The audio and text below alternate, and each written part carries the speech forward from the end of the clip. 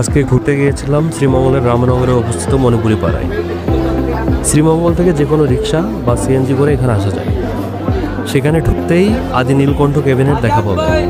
সেখানে আপনি হরেক রকমের চা চেখে দেখতে পারবেন। মণিপুরীদের হ্যান্ডলুমে বানানো শাড়ি, লুঙ্গি, গামছা, শাল, থ্রি পিস ইত্যাদি পণ্যসহ হরেক রকমের পণ্য পাওয়া যায়। তাদের হাতে বানানো বিভিন্ন পণ্য সম্ভার আপনাকে মুগ্ধ করবে। আজ এই পর্যন্তই। পরবর্তীতে অন্য কোনো ভিডিওতে আবার দেখা হবে। সে পর্যন্ত সবাই ভালো থাকবেন, সুস্থ থাকবেন।